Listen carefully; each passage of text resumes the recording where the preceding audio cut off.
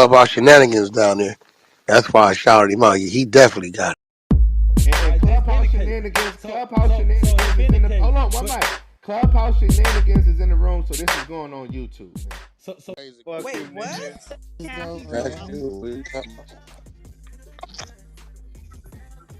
I mean, Daddy kind of young. Daddy like in her 20s, but I know it. R&B, Okay, I ain't crazy. R&B is 43. Shit, crazy. 43. 43. Shit, Keelan, how old are you? Keelan's 47. And I We just turned both 35 48, today. I'm 47. old. Shit. 35. Shit, you ain't in here with no kids. Shit. Okay. Yeah, you ain't coming on stage. You don't change your PTR to Carissa's face. Your ass ain't coming on stage. Crystal, change your goddamn PTR. That's it. That's it. I couldn't believe you had a goddamn assistant text me. I started to cuss her out, but I said I ain't. You should have I seen. You started. should have seen her trying to figure out how to do this for me. I wouldn't. I wouldn't be on here if it wasn't for her. Thank you, Bree, baby. I started. She really got to act. I know you didn't tell her that.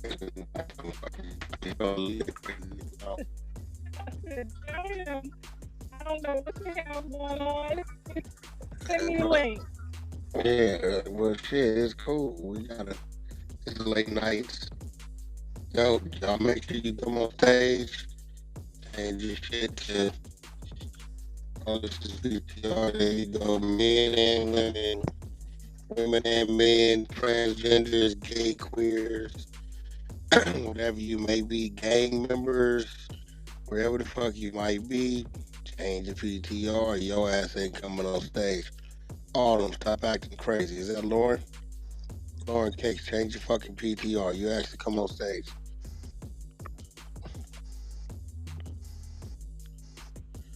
Y'all see them changes, y'all pull them up.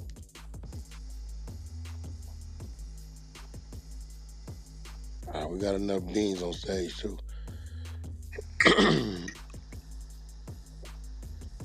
So if y'all hear my husband start cussing at me, please don't nobody panic. Okay? Oh no. I'm speaking on the line. Oh god damn it. Tell him, listen, if you go too crazy, tell him you on the platform. Tell him whack on the platform, man. Oh no, I ain't No, you telling ain't that doing shit that. for sure. Why? He mad at me too? What? You be talking to that What up? motherfucker too much. Oh. You know who? Don't he know you called me about your I motherfucking know, son? but you know that sometimes people don't be understanding that. He got to get used to it. You gotta get used to it. But nigga, all this time, riots and all kind of shit, he still ain't used to who the fuck I I mean, am? my ass was just on the internet, so he ain't ready for me to be talking to people yet. Man, listen, nigga, my woman ass is bigger than yours. I don't So know I don't about know what that. that means. I don't know. That's a fact. I'm just playing. That's a I'm just fact. playing. That is a fact. That is a fact. Telling me I am not tripping. Oh, I don't even know what pants. I don't know. You know what printed on the pants. What that mean? Your picture is the number one trending picture on OnlyFans. So Carissa's ass is on there? Yeah, they getting paid. I ain't getting shit. What you mean? They got it up there. People paying. Oh, that's messed up. You know what I'm saying? Yeah, that was a costly accident. So we gonna get to it. We gonna get to it. We don't want to talk about this yet. We got all kind of other good shit that you do to talk about before we get to it. Yeah. Well, listen. Let's get to All it. right, Players, y'all. Welcome to the 1 late our night. top. Y'all know what it is. We have an exclusive interview tonight with Miss Carissa. And let's understand, make sure y'all ping up, share the room to all y'all different social medias. This is about to be a good lit interview. Y'all know what it is. One mic policy. Let everybody land. Let Carissa finish answering y'all questions so that we can just hear everything she got to take in. Once again, Carissa, welcome to the late night. And I'm going to hop right into the question. Just give us a little bit about yourself and what you got going. Maybe just like what you're about, your accomplishments, just so we can get to know you better.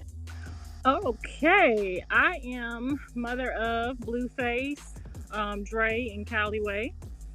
Um, I'm also the owner and creator of Six Ought Network, which we have our first family reality TV show airing on. It's called LA Family Blues. The reality show was created about 15 years ago, and it was based on a lot of the different excuse me, y'all. A lot of the different problems that or struggles, I would say, and successes that my family went through um, almost 15 years ago. So when the Kardashians started playing their stuff, or probably even before their stuff, I was already kind of writing and kind of going through our motions and just trying to get some ideas going to like kind of express some of the stuff that I was going through in our culture and in the community. Um, I'm also a grandmother now of 6, and I know y'all be saying, act like a granny, but I'm not ready yet, so I'm doing my own thug thizzle. Um, I've also opened 2 restaurants, one for my husband and one for my son, all against my will. I have a couple real estate investments, a couple Airbnbs, so I make a little money other than just trolling on the internet. I've been married for about 10 years now. So I've been happily married to Mrs. Sappho. And yeah, that about sums it all up. Nice. Now, Carissa, this is your girl, Lady Killer. Now, a question. What would you say your proudest moments in your career would be? Um, my proudest moments actually are not moments for myself. They're moments for my kids. I know that sounds probably kind of lame, but I've really kind of lived my life through them since they were babies. Everything I didn't get to do or I didn't have support, I tried to invest in them. So watching their accomplishments is kind of like my proudest moments. So probably, all of our graduations, um, their scholarships, getting Dre home successfully from prison. So I've pretty much all of my most proudest moments is through my kids. I don't know anything else. Okay, Miss Carlissa, this is Keela. I wanted to ask, what business ventures do you have that are coming up or on the horizon? I'm working on the reality show. Like I said, we're just getting in the groove of that. We just hit 5,000 subscribers, so whoop whoop to that. I'm also in the process of creating or recreating Boys in the Hood through Blue, Dre, and Callie's experiences living in South Central Los Angeles. And that's going to be called, maybe I shouldn't tell y'all yet, but it'll be called, oh God, I keep mixing it up. Boys, no, it's Schoolyard. Bree, help me. Where you at? It's something to do with schoolyard. I'll get back to you guys on that as soon as she texts it to me. But so I'm recreating that. I'm working on the reality show, and I'm also helping Callie with her music. Yeah, and that's pretty much it for right now. Thank you. So, in regards to the reality show, what can viewers expect? Can you expand on that a little bit? This is AB. It's almost everything that you're seeing through Instagram. Like, we are all very transparent people where we don't live by the rules or inside the box like most people. I've been very outspoken my entire life. I raised my kids. Obviously, they took on some of my outspoken traits. So a lot of the reality stuff is kind of just the stuff that we're actually really living. Like, for instance, Dre's transition from prison to home has been like a heartache for us, but also we're proud of him that he's home, but we're still living through the difficulties of that transition. We're still living through Blue getting rich and following the blueprint that we set out, and him being first. So it's just a lot of different things and emotions that we are open to sharing. with fans and the public, because we are probably the most transparent family that you're ever going to meet. We're not faking, we're not scripting. It's literally, this is what's going on. Let's talk about it. So, is this a reality show? Is it a series? It's a reality show. It's a family reality show. Okay, so this is real life. Like, this is not scripted. All like issues, no. We're not writing anything down. We haven't written anything down. We are literally living day-to-day stuff that you just could not believe. So you getting half of it on Instagram, and then the other, like the real, Dre is still struggling with his transparency because this is all new to him. But, Callie and Blue have played sports. They've had parents damn near spit on them. So they're kind of used to, fans and people not agreeing with their behavior for that day or their performance for that day. But Dre, on the other hand, is still like not really open yet. So we're just trying to like get him to be comfortable with where he is in his life right now, and just being able to share that, because somebody just got home from prison is feeling the same way you feel. You know what I'm saying? So we're really just tackling all of our problems publicly. And believe it or not, some people are like, oh, shut up, we're tired of it. It's healing for us. We're getting ready. We're able to go back and watch our mistakes, watch where the pain came from, watch, what this person did or that person did that bothered each other. So by the time we actually sit down with the counselor, we'll be able to just press, play and tell him, like, how the fuck do you fix this? Because this is really what's going on. I hear you speak about Dre a lot. I know you have 3 children. What sibling is Dre?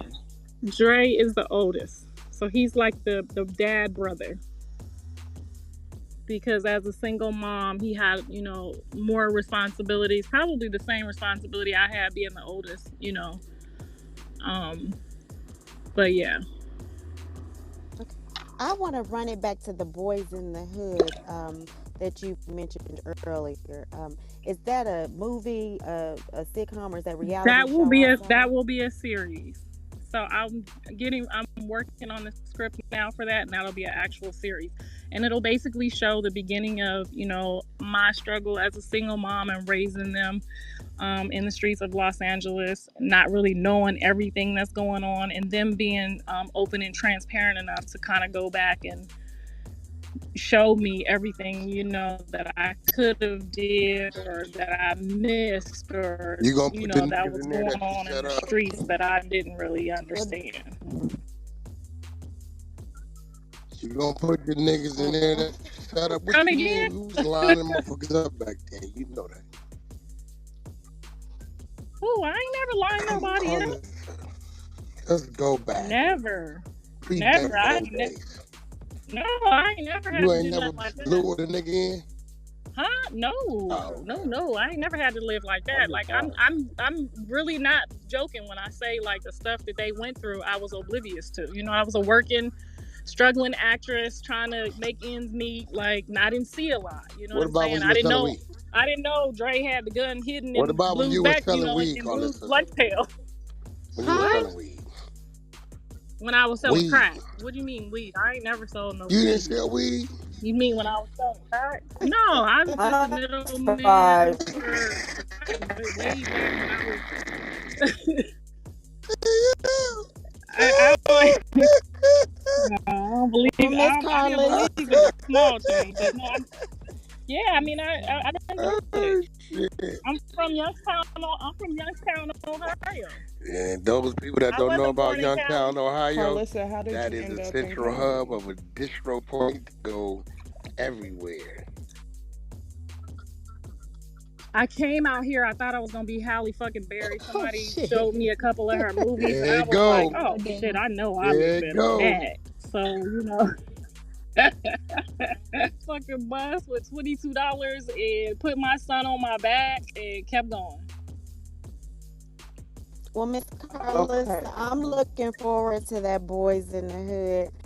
I'm telling my age, but I can remember going there the first time. Yeah, could you imagine just like, like they really, my kids really live that, you know what I'm saying? And Yes. Mm-hmm. it needs to be redone for people to not only see like, you know, the trauma that we went through, the trauma that they went through, but also, you know, the comeback from it. Like, you know what I'm saying? It's It some deep shit absolutely that went does. on that I'm just, you know, they started tattletelling on each other when, you know, when Dre went to jail, and I'm like, what? How did I miss this? You know? Mm. Carl, Well, Chris, that's you that is. I'll be looking for that. mentioned Thank you. early acting. Could you tell us some about like some of your early roles and stuff? I think I've seen some viral clips of you in Soul Plane, and I think Friday. I did a lot of feature stuff, which is basically extra and background work. But however, when you have a pretty face and a nice little waist, you get a featured bump. So, you know, you pull up with the extras, you get a little separate station. And a lot of the black movies, or, you know, I did a few commercials that actually paid the bills. But Soul Plane, Friday After Next, I auditioned for Baby Boy. Um, I got called out Wait, of that which role? audition because Drake Which role was did doing you some audition? shit, so I didn't even get. Uh, yes, girls. You know, I every time I see Taraji, my stomach hurt. Like you Yeah. interviewed for, I mean, that was your audition So for that yeah. role, for the role Taraji played. Oh shit! Mhm. Mhm. So my agent had booked it, and I was supposed to be there between 4 and 4:30. I got there a few minutes late, and as soon as I went upstairs, they were like, "You gotta come. Dre's in trouble. Come quick." And I had to make a decision that day to just walk out and go take care of him. And that's so what it I know you. was. So I mean, but they were all auditioning and doing commercials and working. So I mean, we were all spinning the block. So Blue, however, managed to book most of the real good jobs, commercials and stuff. So everybody was working though, all So four how'd of you us. get him introduced into like commercials as like a child? Like, did you put him as like a Gerber baby or? So my agent was did adults and kids, and I just happened to take them with me one day to drop something off, and found out that they could actually work too. So that he signed them up for that background stuff, everything across the board, and we just started audition and booking, which is how I was able to get off the, you know, the phones at the phone company and actually take it seriously because everybody was working and booking. That's dope. That's dope. So you seen something early within your children, like you saw that they were stars early on. Oh yeah, for sure. Well, my grandfather Change told the me when people. I was very. Say it again, babe. I'm on in there, homie. No, I said my grandfather told me when I was really, really young that, you know, I had the face of a movie star, and that kind of stuck with me from like 5 years old until still today. Yeah, I was telling people in here. I think you like remind me of like how like you got the Instagram girls now. Like you were probably one of the people before there was Instagram like that. You was like one of those type of women, like the Instagram baddies or something like that. I ain't wanna disrespect the homie, you know what I'm saying? These motherfuckers beating around the bush, wack. She, yeah, she did. Ah, shit. Yes, you didn't know. Is that what it means? Oh shit, girl, no! I just thought it meant old woman. Mothers, I would like to fuck.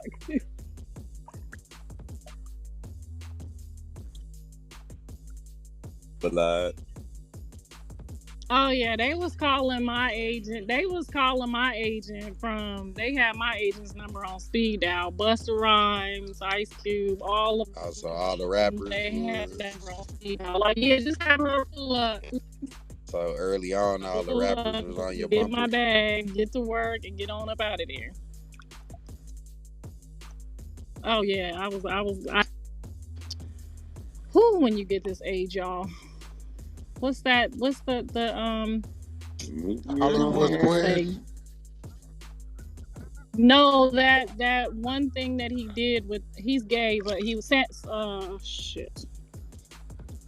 My memory gonna tell my age. He did that biography for Little Richie. That was my very first job. What that Biography of Little Richie. Which one is that? Little Richie, the singer, he was gay. I know Remember? you're talking about the Richie. I know you're talking about. You talking about Yeah. fucking. So that's where Little I Richard. got the bug from. Little Richard, yeah. Yeah. So that was like Little your first Richard. dose of like Hollywood. Yeah. Yeah, that was my first dose. A friend of mine took me on there with her, like, oh, they gonna let you on, and I was freaking out, like, girl, they're not just gonna let no stranger pull up, and they did. They threw me some clothes, threw me a dressing room, was like, we just need you to come over here, stand over here, we're gonna run you $500. I was there for about 2 Yeah, that's what hours. I was gonna ask. What that contract looked like? Okay, so it was just like, yeah, let me get on real quick. Yeah, I booked a lot of stuff like that, just like, oh, my friend coming too, type stuff. So my friend, one of my good friends, was kind of like in the game already. But she was so young. She was only like 18 years old. She got a baby by God damn it, not the one that looked like I'll be sure. What's the other one? Christopher Williams. Her name Heather. But she was already like everybody knew her. So anywhere we went, it was over.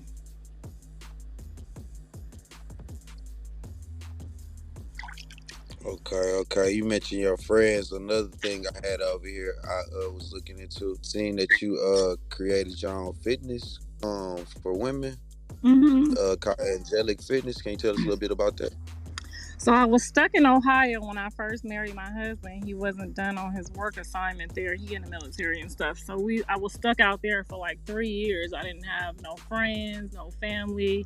I'm from Ohio, but he lived like out in the boonies, like 4 hours from everybody. So I just tried to figure out. So I'm like one of the first groups that Facebook that ever made an actual group on there. They started creating them after I was doing it like in Messenger. And I want to say I had about maybe 500 people that just kept joining, and just, I just kept monitoring everything that we ate. It got so busy I had to break it up in like groups of 25, and I had people like helping me work each group, just basically checking in on people, seeing what they was eating, make sure they was following my meal plan, my step plan. And it just basically became like a women's community. We started, communicating about foods and family, and it just kind of grew. And then after about 3 or 4 years, when I came out to Vegas, he was done with his assignment there. We came out to Vegas, and I just kind of lost, I was in the streets, so I was like, I can't monitor y'all and have a life. So I just kind of gave up on it a little bit. But I'm actually working on it now too. I got about 10 people that I started with for free just to kind of start it back up. But yeah, so that's what that was all about. Well, that's a good idea because I do a lot better when I have somebody to like walk me through my fitness program, and Oh, it was yeah, amazing. and walk me through the whole process. Like I find I get better results, so that's a good idea. I mean, just the accountability and not want to let each other down, you know what I'm saying? Not finishing, we had to do 10,000 steps every night. I gave them 4 sick days a month, and if you missed more than 4, you had to start all over, re-register, and start off fresh in my next group. So I was very strict in there. And I had a lot of people, I would say almost 100 people, lose close to 100 pounds within like 6 months. So the dedication was crazy. Oh, girl, I need to get with you then. Shoot. Yeah, it was crazy. I need. That's why I'm getting back in there. I'm like, oh shit, I'm about to get big over here. Uh-huh. I wanted to ask you, this is Danny. So Wack told you earlier, I'm 25. I came across a video of you a while ago, and you were in the kitchen throwing down for your man, and you were saying in the video like he got to be at work at a certain time, and it was super duper early, but you was getting that shit together. I wanted to ask you, were there any tips that you can give us ladies on how to keep a good man? I would definitely start there. I mean, a man's what our grandma used to say, a way to a man's heart is definitely through his stomach. And I'm a firm believer of that because my husband looks too excited every time I cook, and it's the most appreciative. He shows the most appreciation for food. I mean, that could just be my man, but I believe that, you know, a man that's not out in the streets hungry could definitely, you know, figure out how to make $1 million faster than the man that's out there, you know, starving and eating fast food. So I mean, and you definitely just want to keep it new. Like every time he comes home, I'm still happy to see him when he comes home, even if I don't feel like being happy. You know what I'm saying? You got to be an actress. Right. You got to be an actress. Some people don't want to be an actress, but you got to be a damn good actress. No, really. What's some things you do to keep it spicy? And it's little stuff. It don't have to be, you know, something major. You know, I'm still a lingerie girl. I'm still gonna put my lingerie on the weekends. You know what I'm saying? Music, Right. candles. You know, and date nights are really important. You know, we try to go out 3 or 4 times a month. Definitely. How long have you been married? 10 years. I've been married 8 and I've been with him 10. And this is my 3rd marriage, guys. So I think I know what the fuck I'm doing.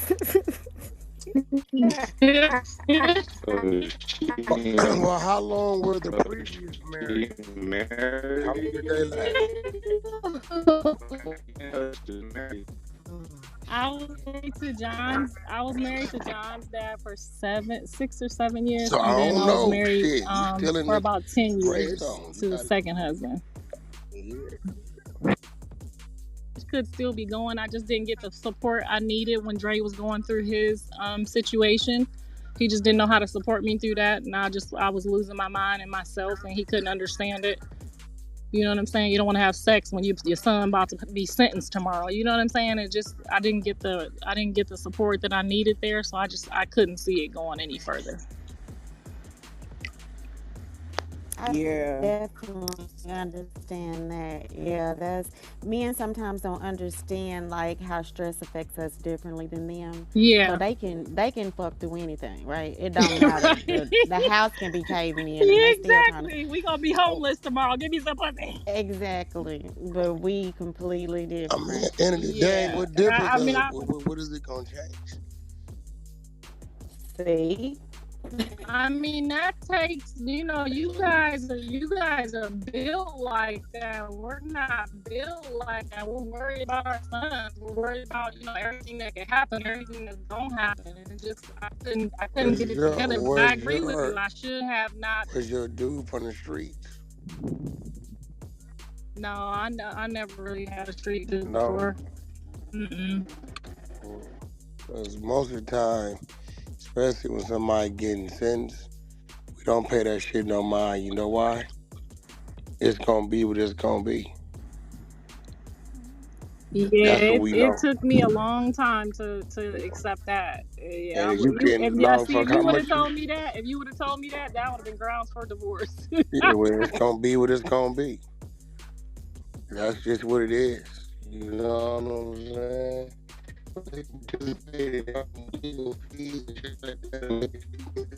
No, you didn't even. So the next question. Was that man telling that young man? No, he just wasn't. Dre was a hothead, so you know you couldn't really tell Dre much.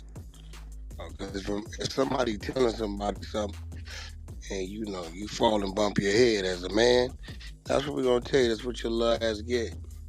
Yeah, no, Dre was. I mean, he would snatch me, and then Dre would snatch him. So it just wasn't gonna work. For him, it was like, ooh, thank you, Jesus, he's out of the way, you know? Now I could punch her to the ground if I want to. Yeah, Dre was your protector. I heard you said when you moved to LA, you had him on your back. So did you only have Dre when you moved to LA? Mm-hmm. Okay. Yep. And he was 2. I think it's nice seeing Uh, you guys' family dynamic. One thing that I did want to ask you, because you speak on your children a lot, is it hard managing like having that family dynamic and still like balancing like social media and those type of moments? Not so much now because they're grown and in their own spaces. So I have way too much time on my hands. But I mean, definitely I could see that if they was like still in the house with me. It's empty nest for me right now. Um so nope, not at all. I have a grandbaby on the hip and still post my shit. Now you be tearing social media up. I think like you're born for it. It seems like it makes you happy.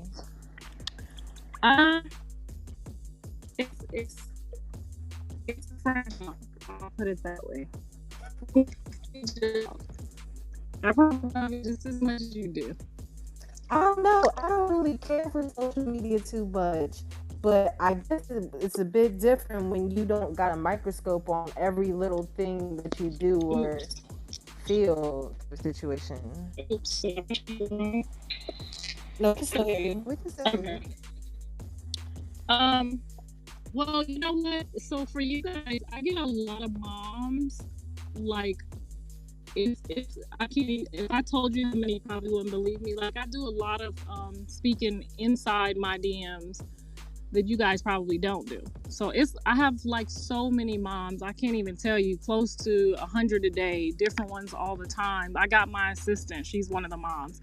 I have a lot of moms who really cheer me on and like my son is doing this with his baby mama and that bitch did this, and you know what I'm saying. So I have a lot of moms. My DMs have transferred from weight loss to like believe it or not, like we going back and forth about these grown ass kids, the baby mama or the daughter, or the daughter's husband, or my son's daughter shot this, or you know what I mean. So I feel like it seems like it might be crazy on the exterior, but the interior there's still some solid nurturing things that are going on that people don't get to see. Now, I know you said, you'll still hop on social media, you'll have your grandbaby on your hip. How's grandmotherhood going? Like, I know when you become a grandma, life changes, but I see that you're still vibrant. You're still going like, no, I still got my groove and I'm gonna keep it pushing. So, how's that going for you? It's like the most beautiful thing to me in the world when they're here. It's like my most beautiful moments. It's like looking at them like how I, looked at Callie and Dre and Blue. So it's kind of like just like reliving those moments and seeing the kids moving around and acting like them, because I was so young when I had kids. I started at 17. By the time I was 23, I was done. I had all 3 kids on my back already. So I missed a lot of stuff with them, and a lot of that stuff that I missed, I get to relive through their kids when they not holding them hostage. Oh, I ain't fucking with you this week, you can't see my kids type of stuff. But now I'm really trying to like pull my feelings and my heart away from that so that they can't break it, because I feel like I miss them sometimes so much. And I don't have any control over that, and that's a really painful feeling. So I'm really trying to like distance myself and like take my heart out of it, and just kind of keep driving this show and this stuff. It's hard for Callie and Dre to like still be out there grinding and trying to figure out which way to go when one of the siblings is a millionaire. So it's like, everybody's looking like, we tried to follow the blueprint and we came up, a little short. And I have to keep reminding them, like, that's his gift. Now this is your gift and you got to work at it, all of us. Like, it's like, it's really hard to look at them knowing that this was the plan for everybody from the beginning. Like, we literally sat down and said, fuck this, we out here, we gonna get this, we gonna make it, we gonna do this, we gonna do that. And then Dre went to jail, and it was just like, oh shit, how are we gonna do it without Dre, you know? So it's a lot that when people are like, oh, this and this, she's just doing this and this. It's like, I got 2 other people that's on my back right now that I never want to see have to work for nobody or have to want for nothing. Like, I'm not done yet. You know what I'm saying? When I leave here, they will be owners. I don't want my kids to work for people. I don't want their kids to work for people. So, I mean, entertainment has been like our beginning. It's our livelihood. So when people see me out there pounding the pavement, they don't really understand what I'm going through. Not to mention I'm a marketing major, so I can twist your mind in circles and make you buy what I have immediately. It's just taking a little bit longer because these people on the internet is a little bit crazier. But for the most part, that's exactly what it is. I love people. I really do love talking to people on the internet. So for me, it's not like just like some of y'all just get on there and floss on them and do this and that. You know, I'm a communications marketing major. That's my thing. So I like communicating with people, whether we arguing, debating, or going back and forth. I'm with it. I can take you up here to the $1 billion language, or I can get down here to the crackhead language. We can do both. I got all of it in my database. What you want to do? So would you say you're pretty strategic whenever it comes to like the internet, and then when we see things that may appear as like antics or something like that? Sometimes it's real true emotions because I'm a Leo. I mean, I'm a very emotional person. I like to get my point across. So I would say it's 50-50. So I don't wake up like, all right, this is what we're doing today. I kind of go with what's happening and I just make it more than what it is. I'm an entertainer. Okay. We got a question from the goo, which is the audience. They want to know, at what point did you realize Blueface was a big deal and that he was famous? How did that hit you when you really realized that? I knew it when he was 5 years old. We called him the gatekeeper when he was 5 years old. Oh, literally. So y'all spoke that into existence. Yes, his name was the gatekeeper in the house at 5 years old. And then he had this thing for money, like, so it was like, God damn, like, you know, I had to like really control his thirst and his love for money back then, because if he didn't have it, he would like get the shakes, like scratch his leg and not want to go to school and start crying and like, what's wrong with you, boy? Like, get yourself together. He's like, I just need $1. I don't have $1. I don't have any money in my pocket. You know, and I start giving him $1 in his pocket, but then we start seeing him taking other people's money out their purse and putting it in his pocket, like making a way to put it in his pocket himself.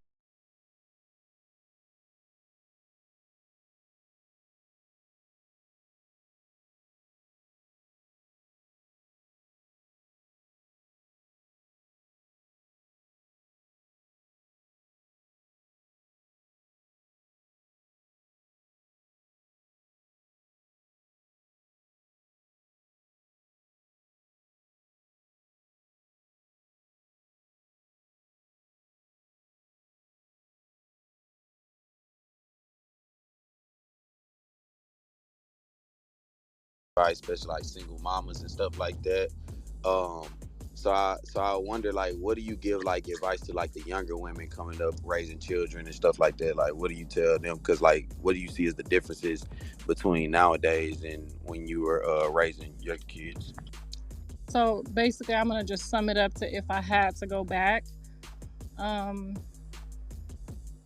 with women, I don't know if it's just black women, I'm just gonna say because I'm a black woman, we have this pride going on to where we can't accept the things that we can't change. So I always try to, you know, preach and tell people, like, if you had a baby with this man, you owe it to your kids. As long as he ain't beating you up or locking you in a closet, you owe it to your kids to hold your tongue. That's a mistake you made. So if you got to do 10 years, you know, 5 to 10 in the pen with this nigga, that's what you got to do. Because when you don't put all of that into your kids, there's so much that goes void in them that you don't realize it till later, and it's too late to try to fix it, if that makes sense. So I really feel like the family and the, you know, telling young ladies, like, you know, how people think, oh, you know, and I'm just going to use Rock as an example, even though, you know, I'm just using this as an example. Like, you should have shut the fuck up. and sat in that corner and did what you had to do versus trying to, you know what I'm saying, make a man want to get the hell away from you and not want to deal with no kid with you. And it's, you know what I'm saying, I did that, so I know what that's like oh shit, now he don't even want to come over here and see his kid, or he done made other kids, or he gone down the road. And the kids later, you see that they miss something. I had my father my whole life, so I know what they're missing. You know what I'm saying? Like, I didn't have my mom the way I had my dad, but I had a, you know, probably one of the best dads in the world. So I know what that void, what they're missing. So that's, you know, not to make it drawn out long, but I really wish that women would start like focusing before they have kids with somebody, you know, and then want to just run off and then fuck the kid and he don't have a dad. So And that's really what's wrong with our young ladies in our community, that we all, that, you know, we lose self-respect and values. So I have a question for you. This is R&B, Carissa, sorry. I saw in one of your videos prior where you said you would always be there for Krishan. And I know one of the things that I encountered when I met her was looking at her and feeling like, man, I don't think this girl ever had an example. And if she had somebody to really purely love her and really like fight to be that example in her life, she probably would have some type of impact. Do you still feel that way? And do you still feel that way? I definitely feel like I failed her, because a prophet had came into the restaurant one day and was like, she's your responsibility, and I have enough responsibilities, and that bothers me to this day. But I tried my best to, like, you know, leave an impression on her, and it was so far over, she's so far over the top that it's gonna take, like, I don't even know, like, I knew I didn't have it. I was running a restaurant. I was trying to help Callie. My daughter had just had, you know, a premature baby. I had a lot on my plate at the time. My husband was like, what the fuck are we doing here? You said it was going to be 6 months. So I had a lot already going on in my mind to try to invest in her. And then when I tried to talk to her like she was one of my kids, that's where it went left. And I talk to all my kids' friends, you know, if they do slick shit in front of me, it's what the fuck, you know what I'm saying? So I don't really, that's just me. That's just how I talk. And she doesn't know me. So when I talk that language to her, because she's from the streets, it backfired, because that language to her is a trigger. And I know that trigger because it's like, you know, my mom had a drug addiction when I was younger. And it lasted till I was about 12 years old, and it sent me through hell and nightmares of her dying. And like, it's that trauma doesn't go away. So like, everybody who got on my nerves or did something wrong, I would just punch their head off. And you hit so hard because there's so much pain that you could actually kill somebody. So I just couldn't do that with her. And maybe I'm telling you, I tried. I was taking her to, you know, her auditions and trying to get her, you know, get her going. I tried to give her advice.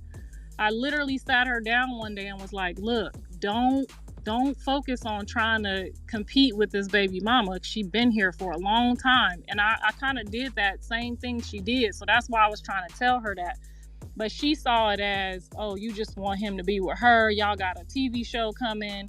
You know what I'm saying? Like, you just, you know, Team Jaden, you not giving me the real. But I really, from the bottom of my heart, was giving her the real. And it was just too much for me. Yeah, I also want to commend you on something you said. I was like, oh, hell yeah, I fucks with her. You said something prior, I guess, after the baby was born, and you were talking about Jaden. And you were saying, yo, as a woman that has children already, you felt like it was her responsibility to push Blueface to be in his child's life. And I fucks with that.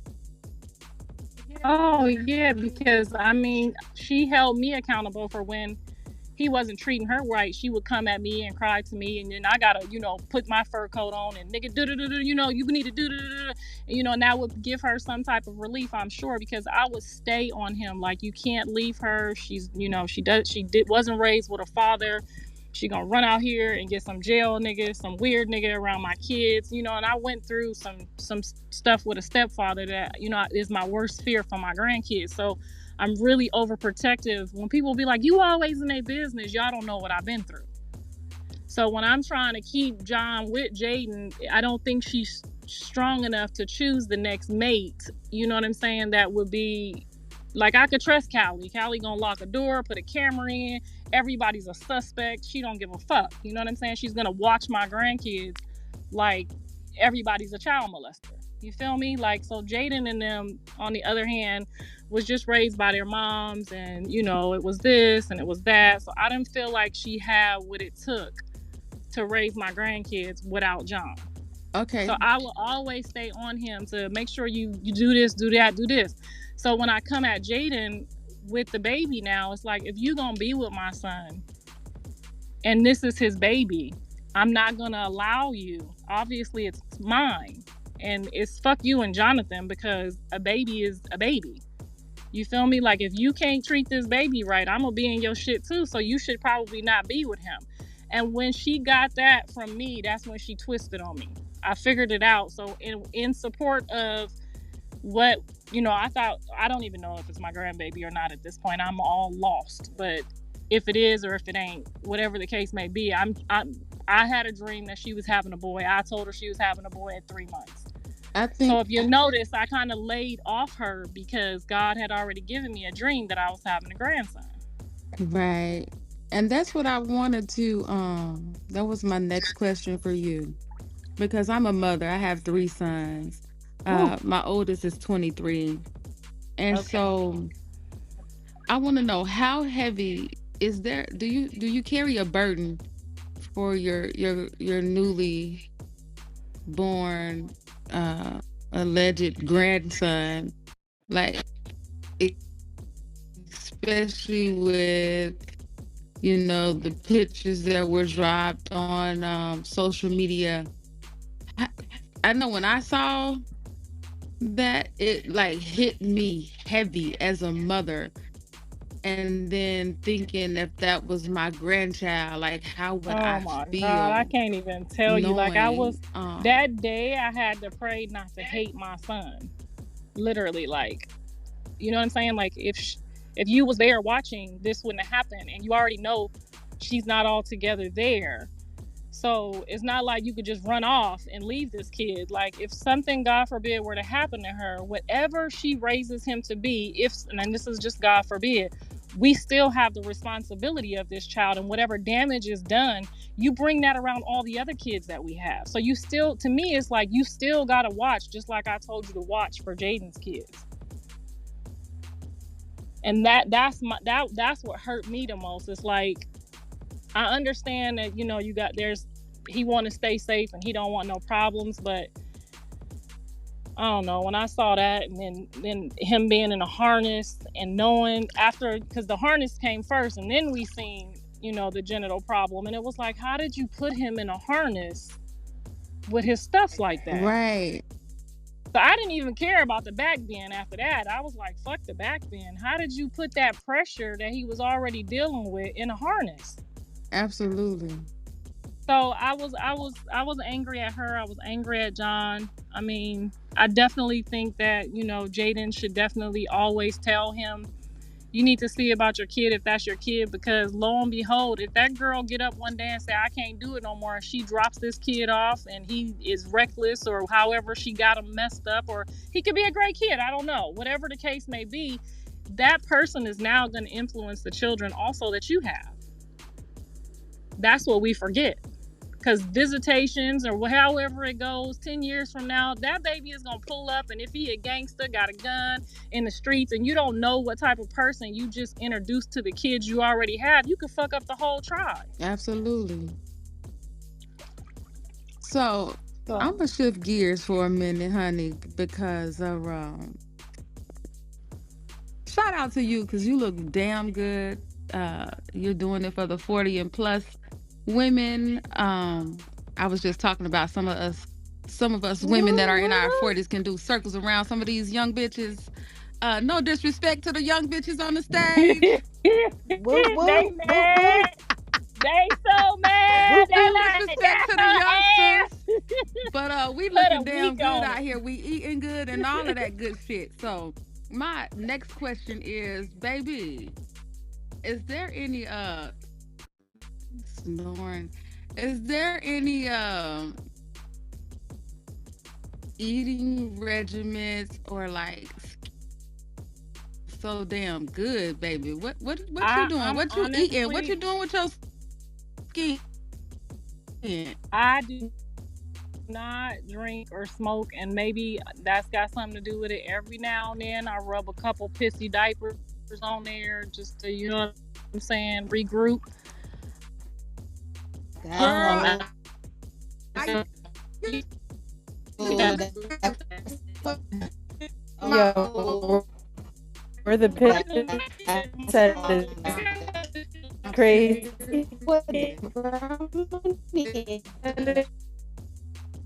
and then my next question, honey. Okay.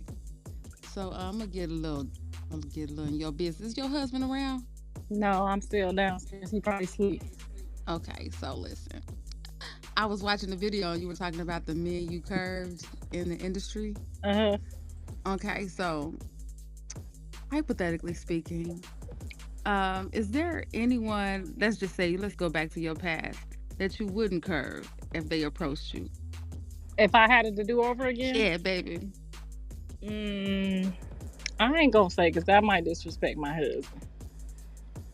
But he about 50. No. Okay. So you can listen. My IG is connected to my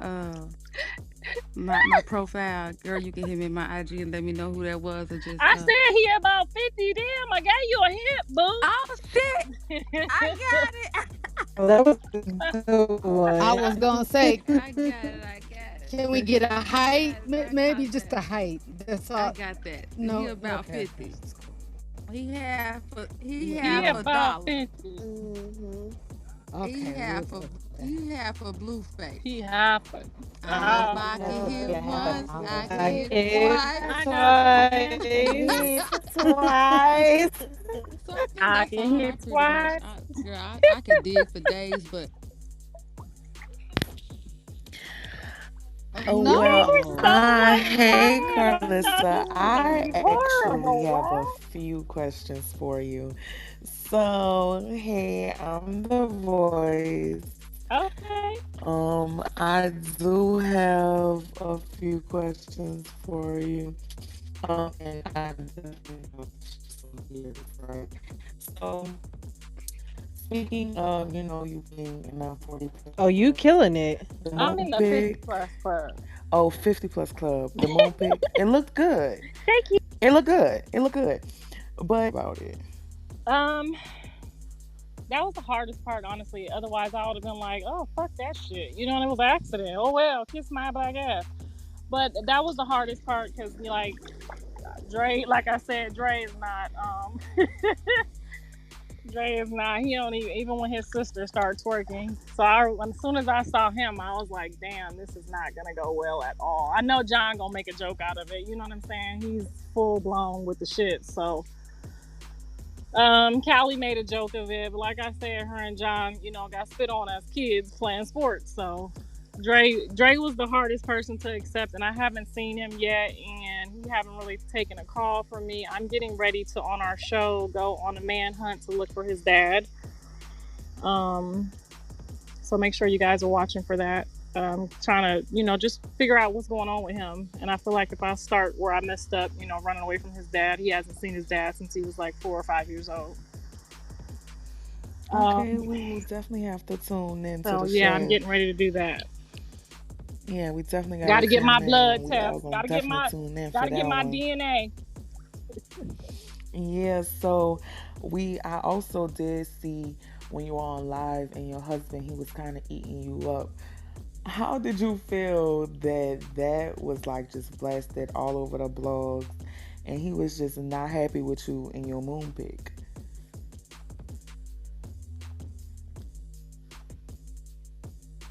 It just was so fucked up because he got a bunch of friends coming from Ohio to kind of hang out, go to the Colorado UCLA game. So he was just feeling himself, and now I feel like he's gonna have his head down, embarrassed.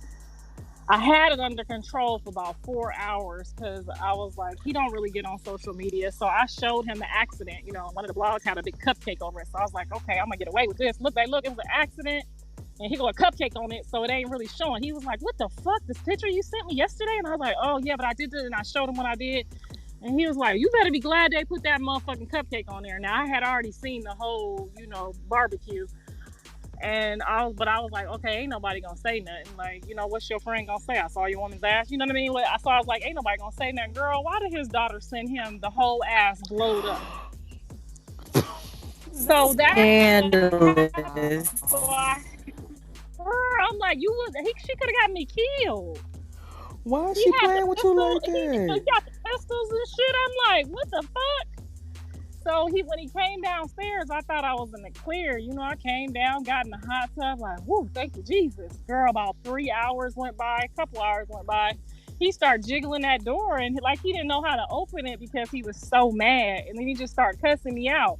But what saved me was I was on live. So as soon as I showed him like the live, he kind of piped down a little bit. I probably was a goner if I wasn't on live. Thank God for live, huh? Yes, honey. That was the one time I was supposed to be on the shit.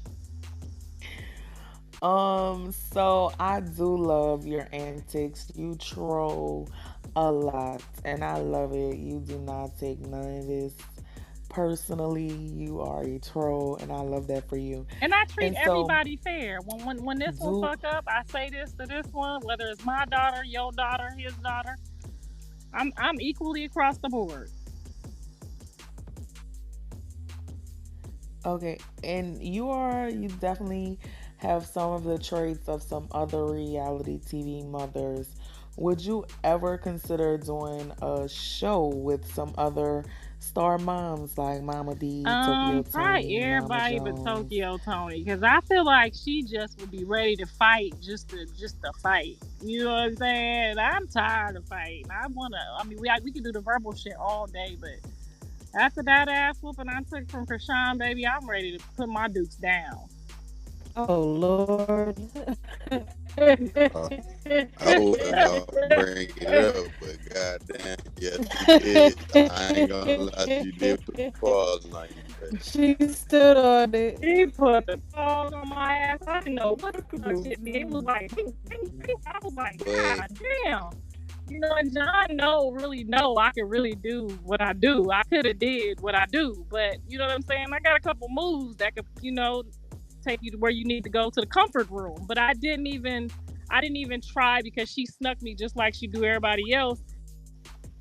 And once he realized how serious it was, he kind of like, whoa, that's my mama type shit. But by then, I was already down. Man down, man Man down. down. yeah, Like, that's what that's the a fuck? that's a tough situation for a nigga to be in right there. I always thought about it. I was like, man, if my gal and my mama got into, you know what I'm saying? Because it's like if your mama was doing shit, fucking with the girl, then you know what I'm saying? Like you kind of gotta. Cause I feel like if I'm in my situation, if I'm with my girl, I've been with her for long term, and if her pops did some weird shit, I feel like she gotta let me, get that in. Like, what's your thoughts on that? Um, I was definitely all left field with that. I threw a water bottle at her. I missed the first time, and he said, if you do it again, I'm gonna let her hit you back. So of course I'm gonna do it again. Um, but it was just I don't think that we should have even got to where we were equal. So when he let her start talking to me, like, we were on equal playing fields, that's where it went left. So as soon as she got the first bitch out, or whatever she said that made me throw the shit, obviously I didn't just throw it at an innocent bystander. And we see Krishan is not, you know what I'm saying, innocent. Although she plays victim very well, she's not a victim. Um, but the antagonizing, you shouldn't go to that point with somebody's parents. I feel like my mother-in-law didn't accept me for a long time, but I cussed everybody out but her, just out of love and respect for my husband, you know? Right, as you So I just should. feel like he should have like let her know, like, you just going upstairs, let me talk to my mom, because it was really me and his argument. I wasn't finna clean up after her ass. I wasn't finna take care of her dog. I was already doing the restaurant and the dog we had. I was done. So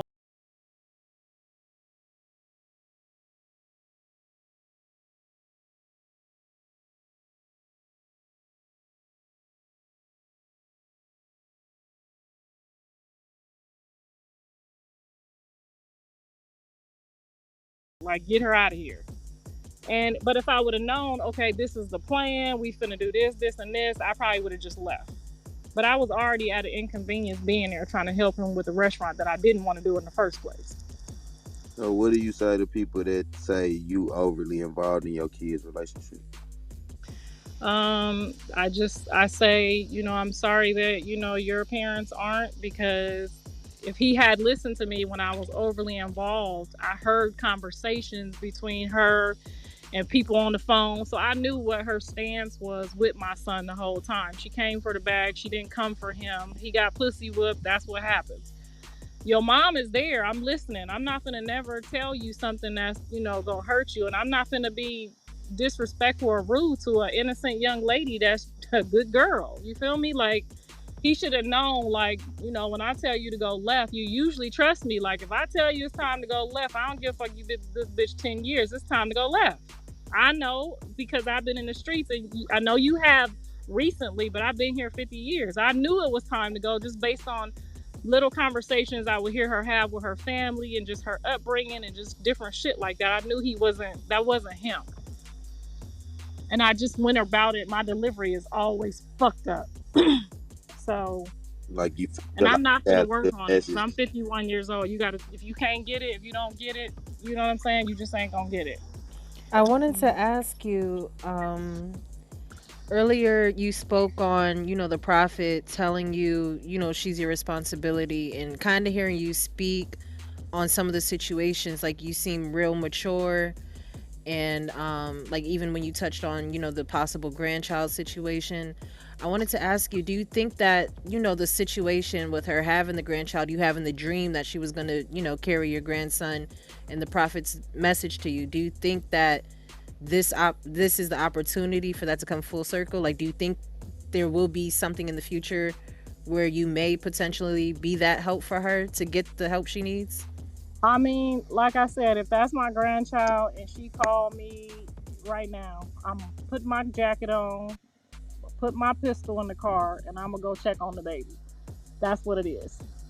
So I'm never ever. Jaden can call me. We going at it. If it's something about the kids, they already know. Like, who can we call? You know what I'm saying? We need bail money. We need this. We need that. Who can we call? Yes, you can call me for one of my kids. I'm never ever ever. That's one thing when I get to heaven and God asks me, "What did you do with the people I gave to you?" I'm gonna have an answer. That's the one answer I'm gonna have. It's all I know. It's the joy of my life. So absolutely, she could call me anytime, and I'm gonna check on the baby. However, I'm not gonna play play the games with her. I did my best to let her know, set out a peace treaty, and she jumped online and said, "You must want your ass beat again." And it was like right when everyone was saying like this baby's gonna change her, and I'm like, nothing's gonna change her at this point. You know what I'm saying? You out here, you a young lady, you got a qualified grandmother. That's the time you're supposed to say, you know what, let's let bygones be bygones. And can you help me see about my kid? Or, even with the surgery stuff, we would have walked through that whole thing. My husband got the best insurance in the world. We would have went right over to Cedars and got that shit wrapped up as soon as she got here. It wouldn't have been no back and forth. You feel me? So that's what I told her, I got it. If you need it, like, you can always call me. So absolutely, I would never leave one of my grandkids hanging. Carissa, listening to you, I can tell that you're a woman of faith, first of all, and I can tell that your heart, like you said, your delivery is fucked up, but your heart is in the right place. Like, your motives are pure, and I can tell that by listening to you. So I just want to encourage you to, keep that faith, stay prayed up, and I think that all of it will eventually come full circle, and it'll improve greatly. Thank you. I appreciate that. So around that time that, all that was going on when you were reaching out and she asked if you wanted to get your ass whooped again, it was some other stuff going on in the entertainment industry as well. As far as like, Akbar dissed you in her song. It was a bar about you in there. How did you find out about that? And did you already know who she was, or did you have to make some phone calls? I did not know who she was at all. I didn't have a clue. But you know what I'm saying? I'm in marketing. So I figured, okay, no problem. Do what you got to do. Because then, when I said something to her, when we went back and forth, she must be a pure-hearted person too, because she was like, oops, my bad. And we was okay after that. But I was like, okay, obviously I've been trolling, so I can't complain about nobody trolling. You have been trolling. Yeah. And so you was trolling. This is one of your instances of you trolling. And Young Miami put up a tweet. Did you expect for her to clap back at you? Um, I'm pretty sure yeah, she claps back at everybody, I feel like, right? She do. She a little She having a softy. good She having a act good like she present. hard, but she really a little softy. But you notice I don't play with people that don't play with me. So when she came for my son, or you come for me, or you come for my son, you better have the needs to handle it, because I'm gonna dish it out for sure. And I don't care if you beat my ass yesterday. I'm gonna still have something to say tomorrow. absolutely, you always got a comment, a troll. You got something. So you did comment on when Boosie was going through what he was going through with his daughter, and taking back the call and her being ungrateful and all that. Do you feel like you related to the situation because your own kids are ungrateful for the things that you've done for them? Baby, sometimes it's like you all call it trolling. It's just genuine, like, ooh, yes, you see what I'm talking about? Look at her ass. Now last month she was happy with you. You was a great father. Now you don't give them one thing, or one thing don't go their way, they gonna act their ass. So yes, that was genuinely just sympathizing with him, like, ooh, I know how you feel right now, bro. Hmm. So, just recently, you were like, Megan not too good for my son. Stinking ass. No, I'm just playing. I'm just playing, y'all. Shit. Do you think that Megan could be the next good girlfriend for Blue? I think that she would absolutely be. I don't know how that didn't work back then. I mean, I had no clue when I said that. I was literally just like randomly like, who would be, a good fit for him that I would be happy with? And it was like, she lost her mom, so I'm pretty sure she needs, somebody to be in the kitchen talking to. You know what I mean? Like, I just Mm, feel like there's a woman out there that would appreciate, somebody that's there for the grandkids, or there for the kids. I don't know why they keep feeling like that. Like, when my sons do shit, this is both of them, all their girlfriends, all their baby mamas. I'm used to it. Y'all just, y'all new to it. I'm used to it. Every time they fuck up, they take it out on me. Now, And obviously, if I'm right there, I'm the, it's your son, so I get it. But it's like, you don't have to put all that vengeance towards me. mm, How you mad that I called Jaden? How you mad that I called the kids motherfuckers? I've been using that word since she came over my house and I caught them in the bed together. You dirty motherfuckers in here doing X, Y, and Z. Why I'm out. But she know that's my word. She used that as an excuse because she really was mad at him about this baby, and now you don't want me in the picture. mm. So, I do have a question about Dre, right? So, Dre, he put out this long soliloquy about you, and within that, he said that you taught him how to eat pussy. huh? How did you feel about that, and what exactly did he mean? I think at first because I read the comments first, and then people twisted it to like I taught him how to eat my coochie, which was like, God damn, y'all go this low. So I mean, at first I was angry with him, but then when he said like I ain't say it like that, they just took it like that. Like I realized like, oh yeah, he's warming up or getting used to this, social media presence thing too. He don't really know. So I'm like, I the same way John gonna take them, whatever y'all give him lemonades, he got that shit from me. I don't give a fuck if we lose this game. You better walk out of here with your head up and know how to speak to these motherfuckers when you walk past them. Don't you put your head down, you deal with it. So that's how I looked at it. Like I didn't teach him how to eat nobody's coochie. I'm hoping he ain't eat nobody's coochie. But what I did tell him when I, picked him up one day from staying, a summer in Ohio, did you get your liquor license? Just joking around. And he was like, what does that mean? And I was like, just trying to have the sex talk with him because he didn't have a dad. So all of his experiences or, lessons, whatever, sex education, when they come home with the pamphlet and what is this, I had to have those conversations with him.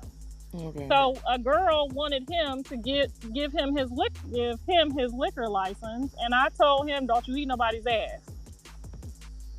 So he took that as that was teaching him how to eat coochie, I guess. But that was the conversation that we had. Like, where in the hell did you get that from? You told me. I remember you told me that time when I eat it, don't eat the ass, and I'm like, oh God. That's crazy. I've never heard no one call it a liquor license. Well, at least you told him don't be eating nobody groceries. Wait, Danny, I just caught that. Wow. She creative as hell. She ain't picking up what You gonna go tell them people that. I did not see that coming. I would have been so mad with him. You gonna go tell them people I taught you that shit. I was so fucking mad. I ain't gonna lie, but I was about to be like to the point where I have to keep reminding myself, Carissa, these are your kids. You have to forgive them no matter what. Wait. You know what I'm saying? Even with John with the ass whooping, I wanted to go over there. I ain't even gonna say what I wanted to do, but I have to keep reminding myself, like, you did way crazier shit as a kid.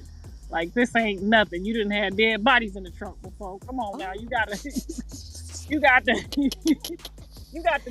know these your kids. Anything might jump out at you, So I get it. So now, listen, I know you can just stand on what you say, and you just very straightforward and blunt. I have to ask about your most recent response to Jason Lee. What did I say? Girl. What did I say? Do we have audio? It gotta be bad the way you laughed. What I say? Okay. Okay, I'm gonna get the content. Hold on. Give me a second. You sure that was me? I'm about to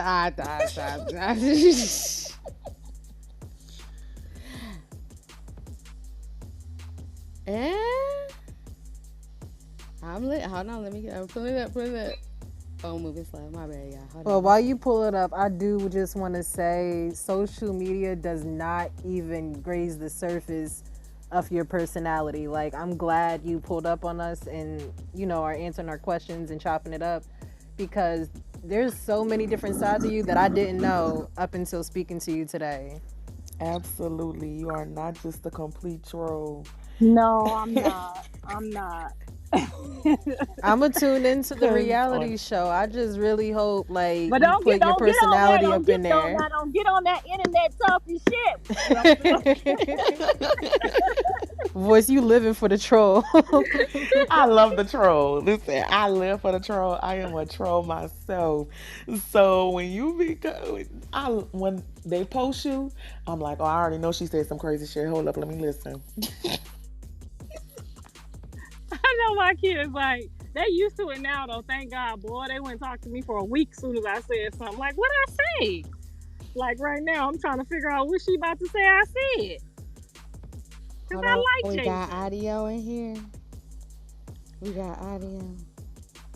Yeah, I got you. A-Rod is in here. Yeah. Okay. Let me text you, A-Rod. Because this was a response. Text me or just pin it, whatever. I'll text it to you real quick. Yeah, because I said, oh, okay.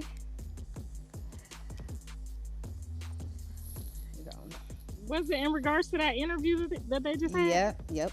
Oh, okay. Mm-hmm. So Yeah, since he you tried to know what throw I'm me under talking, the bus. okay, see, so you know what I'm talking about. Yeah, I'm like, shit. I mean, I be going deep. Like, that wasn't really that deep. Oh, no, he just kind of threw me under the bus, and I was like, dang, I thought we was cool. Like, just basically said I pulled up to his birthday party without an invite. Nigga, I don't go nowhere without an invite. Nowhere. So, I mean, when I reposted it, maybe, he got his wires crossed or something, you know what I'm saying? Mesmerized by my son. I don't fucking know, but Oh, yeah, he got his wires crossed. So I just had to let him know, like, you know what I'm saying? I know you got there first, boo, but I'm coming. oh, I love her. Don't Now, worry. why you was eating Jaden up like that? Because she just kind of actually what happened was I'm praying with her, we kumbaya, and I'm talking about damn near talking in tongues. She was going through it for a minute, not knowing what John's next move was gonna be with Rock. And I was feeling her, and I always feel her pain, and we was going back and forth about it, and she was disappointed. He was still torn between what he wanted to do. And then as soon as they got together, she just went left on me and told my son, don't share her show, don't get on that bitch's show. And I asked him, I said, she talking to me? Because she didn't know that I could hear her. I don't know what it was. And he said, yeah, she's talking to you. And I'm like, but we was just cool. It's not making any sense. She was supposed to do the show with me. Her and her mom is supposed to be on the show. But I guess she said, no, I'm about to one up everybody and do this rap thing that Rock did. And then he won't need nobody else's help. And that's what it'll be. And I'm like, what is that? I don't fuck with people who fuck with my man, my money, or my kids. Them the three things that I go to work for. You know what I'm saying? Like anything else, we can laugh about it. We can, make up about it. But if it's my man, my money, or my kids, I'll do the time. So Okay, I get that I just part. don't. You know what I'm saying? And that was basically like, I'm gonna turn your water off. I'm gonna turn your success off. I'm the marketing major. I could turn your shit off right now if I want to. But that's my son, so I'm gonna accept what she said. But I'm gonna talk my shit. She's not no better than Rock. If you want to be disrespectful, we can play disrespectful games. If you felt like I called your kids motherfuckers, why didn't you tell me that when we was praying? And for that to be your weak ass excuse for a reason to tell my son not to help me, I can't even believe he fucked with her. No, that's real. You know what I'm saying? You want me to turn my mama water off? Cause you was chewing her up. You said her and her mama was sitting at the table talking about dicks. Like, You what got a the mouth on you. I love it. and she was trying to make it like I was in her way. Sometimes I would come home from work. I'm in a restaurant from 8 in the morning to 11 at night. And don't let us have a comedy show. I'm there till 1. I get home, that motherfucker sitting at the table waiting to cry to me about where my son at with his dick. So I got to sit down for 30, 45 minutes. My husband is my witness and go back and forth with her, not even wanting to sit there. Sometimes her mama be done sitting there. They done drunk a bottle. It's going on and on and on. Sometimes I was tired and didn't want to do that, but I still did that for her. That shit was holy hell for me. And people just think, oh, you over there feeding off your son. The fuck? I walked away with not $1 from that damn restaurant. I put every single dollar that was my money back into the restaurant. Chairs, fixtures, redoing floors, opening up walls. That was my money that I put into the restaurant, thinking long term for him. You feel me? Mm-hmm. So to everybody else, it's like, oh, your son did this, your son did that. No, ma'am. No, ma'am. My husband do for me. My son don't got to do nothing for me. Only thing I got from my son was that $10,000 he gave me when he first signed, and probably a whole lot of money on this jewelry he gave me. But other than that, no, he don't do that kind of stuff. My husband's not that kind of man. I can't be like, oh, son, can you do this? No, I can't do that. Very understandable. Very understandable. Keep eating the girls up. Who comes first, your husband or your kids? I ain't gonna tell you which one, but they know which one. Cause me and my mama had a debate about this before. I had to beat her husband up before, so we had a whole talk about this. Like, cause the first time I had put hands on the nigga, she tried to get in between. I felt like she was violating our shit. So the second time she stayed out the way. So like in the event that one of your sons, cause you already said you already had the situation before, but if it go down again, you stand out the way or you get in between. Oh no, Dre and my husband got the squabbling. They definitely got the squabbling. I just held Dre's right arm. That's all I did. So I So mean, how he you say gonna we jump jumped. your He say son? he say we Dre is my son. He say we jumped him. He said we jumped I him. swear, that's exactly how I feel. I'm on bro side because I ain't gonna lie, you supposed to stay out the way of that. Because imagine you getting into one of the BMs and them niggas grab you while you get, you know what I'm saying? Well, I just didn't want my son to do nothing that was gonna like cause a wedge between us permanently. So that's that's the reason. My husband is older. You know what I'm saying? Yeah, he was able to get him down, but I wasn't about to let. You know what I'm saying? I was just all my mind was just thinking was hold Dre's right arm, so that we don't have to like permanently not sneak around and be my son on the low. You know? Yeah. Her kids So are I don't. grown, so it's a whole different ball game. Oh yeah, no. When they was kids, when Callie hit my husband, it was on. We was going all the way to the dun dun. So when my daughter hit my husband, my second husband, we went all the way to the dun dun. So you saying y'all had a squabble because of that? Yeah, we had to go ahead and end the whole shit. That was the last day of the marriage. Okay. Yeah. Okay. Okay. Okay. You see what I'm saying? So That once ain't you the go popular there, opinion, but I respect that. That ain't the popular opinion. I know everybody gonna be, oh no, you supposed to choose a husband. Da, da, da, da. But shit, I got like the same kind of similar relationship with my mama, kind of probably how you got with your kids, cause she had me young too, like at 17. So like, you probably like got more of a friendship with your kids exactly. than than a lot of people see. So they see your relationship with your kids as being disrespectful, and when they talk to you certain ways, it's disrespectful. But you probably had like an open book relationship with your kids, like y'all your open door policy, like let me know what's going on, so it ain't a shock to me. Am I right on that, Yeah, or? absolutely. I was 17 with Dre, so we like 17 years apart. And then the other two I had, like I said, up to 23. So I mean, Callie and Blue literally just followed the blueprint the whole way through. I didn't have like literally no hiccups. So what people see now, like when I say Blue ain't never been in trouble in school, like this stuff that's going on, his teachers and principals, it ain't matching. It's just not matching. I'm talking about never suspended in his life. Imagine that. Now Dre been suspended probably a dozen times, See, but Blue Dre ain't. probably feel like Blue the favorite, Um, I mean, we all kind of favored him. He's the baby in the house, so everything he got everything from all of us. Like they catered to him, and I don't think they see it. I think they see him as the baby even now. I think he just been the baby. And then Dre's the oldest, so we kind of the closest. And then Callie's the only girl, so everybody got their really special place that they can see. Like I'm special because I'm the oldest, or I'm special because I'm the baby.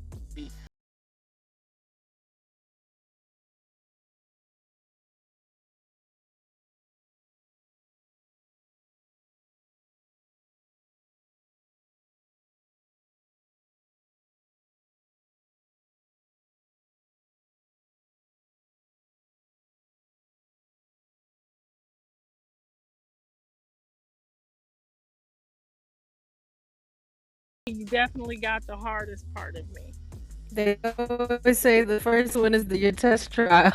Yes. Oh my They be God. mad at tell out the younger ones because it's hard, but somebody got to do it. I mean, and then, when he was in jail for the first couple of years, he was a nutcase, and then after that, he kind of like grew up, and then he just kind of showed me like different things that I did with him to watch out for with him. So in man. that case, he kind of really helped me. Like, Mom, you got to let him go places, and You got to keep them busy with sports and put them in this and do that after school so that they stay busy.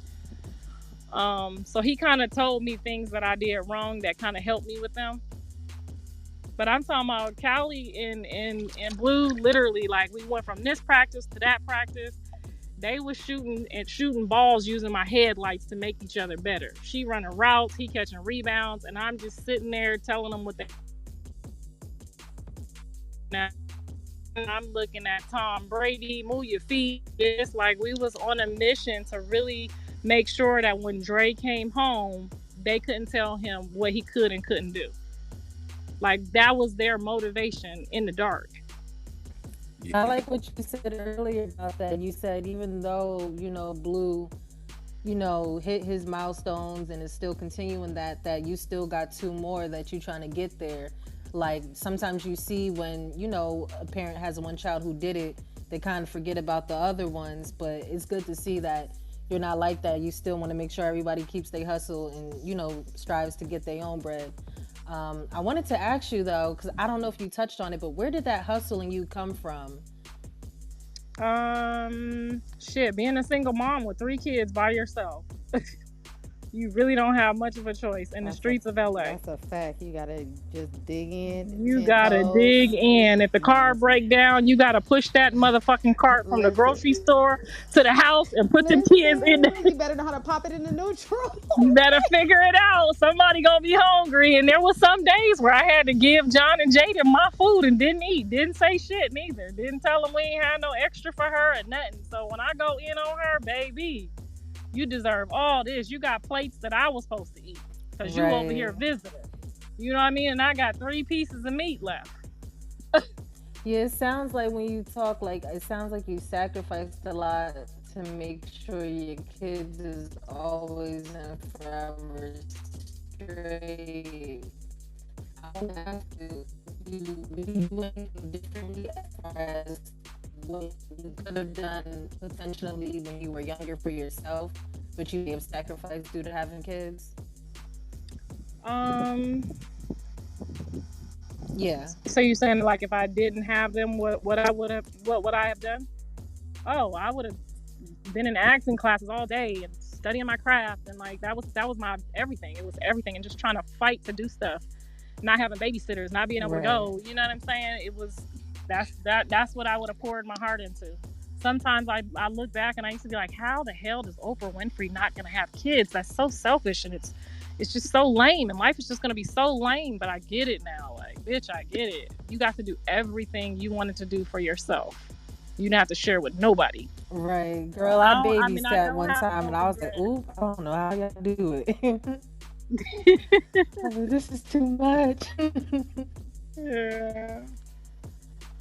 But I wouldn't change it though. I don't have no regrets, because there's, I might not have been as strong as I am now without them. So, and I'm a lover. I'm like John. I always had to have somebody. So that's the hard part. Are you and your daughter's relationship back on track? The last thing I seen from y'all was she was kind of going at it with you. She knows that I'm not happy with her decision right now. I know that she's worth so much more, but I know when Callie does something, sometimes it don't make sense.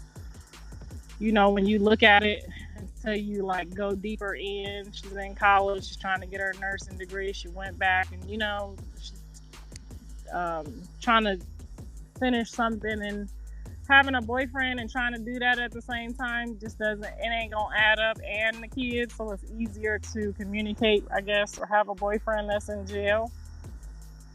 I'm not happy about it because of the dark influence that comes from there. And I know, it sounds hypocritical because I had a son who got married in there to, his wife, and it's working out, but I just don't want that for her. So looking at like a Jada and Will situation, right? And like, what's your thoughts on that? Like, what's your thoughts on like a woman like taking a role of like what Jada do? Like, what you think about that?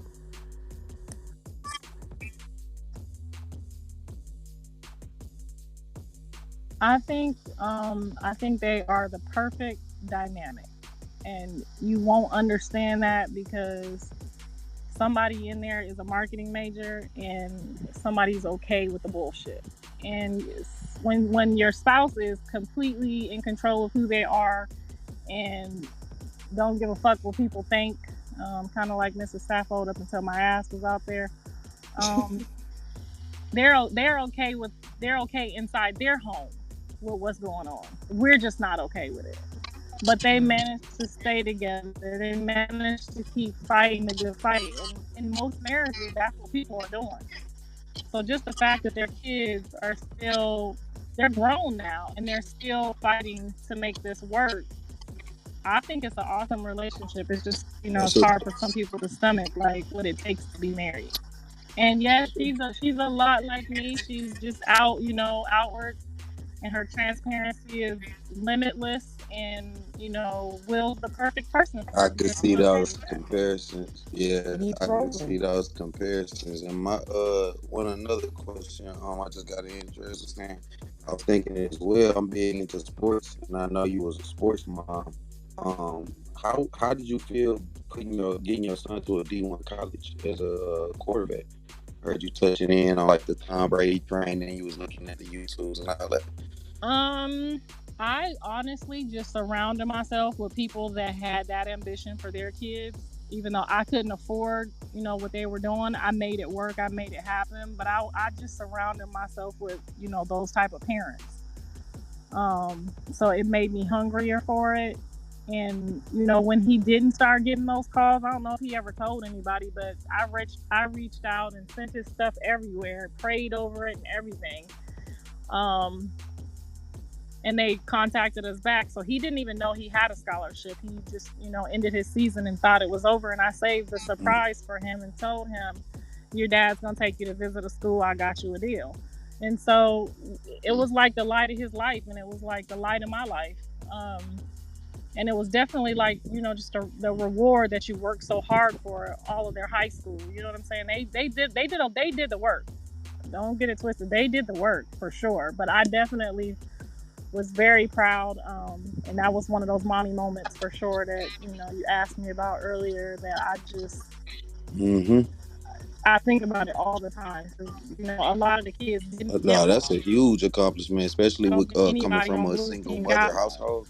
Cause they swear So, like motherfucker ain't gonna know what to do and shit on the sports, and I'm sure it was like a learning curve for you to try to get them out there with the sports and all that shit. So that is a dope thing to see. So salute to you for that. oh, it was just salute to him too because when he said, because he tore his knee in seventh grade and they told him he was never supposed to play again. So we tried it 7 months later, maybe they just got it wrong and it swelled up like a balloon. And, it was like, okay, he can't play again. And he said, woke up one Sunday and said, can you take me by the church house? We hadn't been to church in months, year maybe. And I took him we just got in the car, we drove to a church, and the church looked like a Ku Klux Klan meeting. And he was okay. He was like, okay, I'm still going to go in here. And it was, at one of the high schools. We went in, and they said if anybody needs prayer, just come down and get prayer. And he jumped up out of his seat on his crutches and he went down to get prayer. And I'm just watching like, whoa, like he's really like, this is really, his knee has really got him, shook up. And when I saw the white man kneel down on him and put his hands on his knee, I was just like, wow. I got a glimpse of it, like, okay, we going after this. And he went out, and as soon as he got off the crutches, he started moving around. He bounced around on it. He looked at me. I looked at him. I said, the only way we going to do this, the only way we going to do this is if you play quarterback. Because I feel like watching this, the least, the least position on the field that's going to take, the most impact on that knee is this position. And he said, I'll do it. Now, he played a couple times growing up, but he really wanted to be a wide receiver. I But can I see saw that. how the dudes was just jumping up in the air and coming down on them knees. I was like, oh God, we can't do that. So he agreed to do it and he excelled at it. And he started to love it, and, the language of it, and, controlling the team. He wasn't really like, he was a soft spoken, like shy kind of person. And that kind of like showed him how, like, the coaches get on you. You got to control the team, and it's really what's driving him right now, in everything that he does. I don't know if he realizes it or not, but I feel like a lot of it is just the experience that he had as a quarterback. Dope. Well, thank you, Miss Carissa, for real. We can hear that. Not your bath time, Brock. I am over your life. You know, Oh my God. it's a lot of thirsty niggas on the stage right now. You know what I'm saying? They imagining what's going on right now. We can't pretend like we ain't just see the pictures in this motherfucker, and then we hit a water dropping and dripping. So, we gonna keep it respectful because that's the homie. But we definitely hear that water drip dropping. And we do appreciate you and salute you, the mom, and all that shit for shit. So now, before you go, and thank you so much for coming to the platform and just conversing with us, is there anything you kind of want to clarify for the media? Any misconceptions that you want to just really set straight? Like, listen, when it comes to your kids, relationships, and dynamics, any last things you just want to be like, enough is enough? I just want to say that I love my kids with the bottom of my heart. There's nothing that I wouldn't do for them. I do love Jaden regardless about how I feel about her. I've grown to love Krishan. I will grow to love all of the grandkids every day, and there's nothing I want more than for everybody to reach their highest potential, whether they with me or against me. Right. I'm over here like, I'm not gonna cry. No. You're not gonna make me cry. So much, guys. No, but thank you again. Thank you so much for coming and sharing with us. I will say this. I think I'm able to relate to you a lot more just conversing with you in just in a smaller space. And, sometimes we see things, we only have like one perception, but when you really sit down and get to know people and listen to them and understand their perspective, it becomes a lot more relatable. I'm here feeling Oh, I love you guys too. I'm like, damn, I hope this ain't gonna fuck up my interview. Oh my God, Hey, yeah. Hey, Dreas. Before we let her go, before we let her go, being that this is unplatformed, shout out to Wack 100 on late night for having that go down. I would like for you to touch in on like your relationship with Wack 100, and because the media, we've seen things in the past and things said in the past, and we some of this shit is trolling, is marketing, a lot of this shit, but we can see that y'all have a good working relationship, and this guy helped change your son's life. So I would like to know, what's your relationship with Wack 100, and what do you think? I think they said Naguya influence, his influence on Blueface. I couldn't stand that motherfucker. Yo. I really just could not see, like, if he got an angle. Like, why he doing this? Why he doing that? So in the beginning, naturally as a parent, you feel like somebody is trying to take advantage. You know what I'm saying? Or, just the different things when you read about Wack, but it's just like you guys would letting me come on here and, express myself. You don't really get to know somebody until you actually have a conversation with them, about who they are, what they, what's going on in their life, other than, work. You got people you work with, and then you got, people that you like, oh, you're not the same person at work. So my take at first was, I just was very skeptical of him, and his reputation. But then when I realized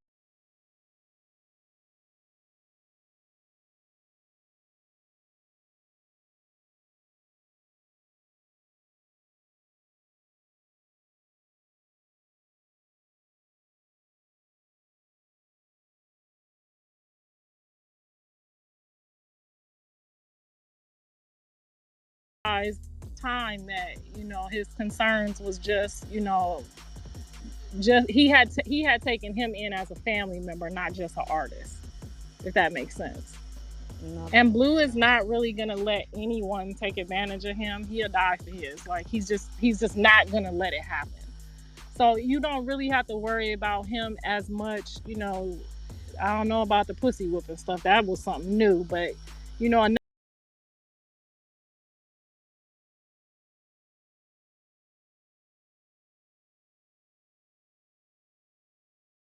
the Blue, and him having respect for Wack, I realized that their relationship is it's something that he needed, and it was something that I feared. You know, because Blue can kind of run over his dad and tell his dad this, this, and this. You know, Wack just gonna say it all fucked up how I say it. You know what I'm saying? It's almost like And he that father figure he always needed.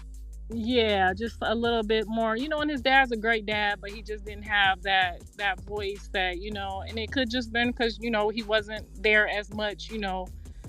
Like Blue and Wack is probably together every day since they met, you know, or every other day, whatever the case may be. And, you know, Wack's voice is a little bit more stern and he's got a little bit more experience. So I feel like, you know, when I seen John have respect for him, you know, and he told him one day, shut the fuck up. And, you know, John shut the fuck up. I'm like, whoa, okay.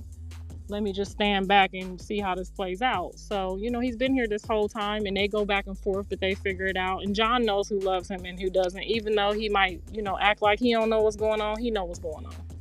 Yeah, I've been around the guy for a little bit. I've definitely heard a couple of those shut the fucks up. He means it with love. I think we all done got it. Took me a minute to get it, but he mean it with love. But, hello. Matter of fact, Dreas, you just got it. Go ahead, bring us home, Dreas. Go ahead, bring us home, Dreas.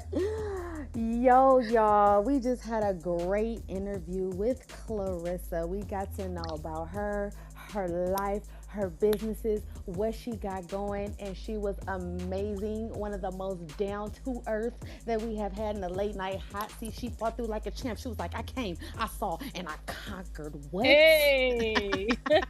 You want to shout out your social media so everybody can go ahead and follow you and we can support all your future endeavors? Y'all know my social media. Everybody know my trope. It's Cloutrissa. No, it's Carissa, Karlissa _angelic. And that's my real middle name. So don't forget it. That's a good little tagline. With the water drops in the back, that was dope right there. And one last question. And what's the name of the show that we need to be on the lookout for? Oh, thank you so much. It's 6 odds. So you could go to Patreon and just put in LA Real Family Blues and it should pop up. I got a couple free shows on there, so if you want to try one out before you actually get to see what's going on, everything is raw. The camera crew at the production, everything is professional. So you ain't got we got the sound bugs out, and the picture is awesome, and the content is absolutely real. You're gonna see some of this stuff in your own house and your own family, and you're gonna be able to relate. I do have people in there that we communicate. We go back and forth. You should have did this. Dre ain't do this. You know, Callie is this. So everybody honestly is like really transparent and tuned in, and probably sometimes know what's going on more than I do. So it's definitely a must watch. Thank you so much. Thank you. Thank you guys so much for having me. You know, you got Wack, so you got the main guy's number, so you can pop in at any moment. We always here. Now, cool. Okay. Yeah. I'll pop in and see what y'all. We are 24 hours, so that's pretty dope. So if you want to navigate, we do have a morning show that starts at 5 a.m. Pacific Standard Time. It does go to 11 a.m. Pacific Standard Time.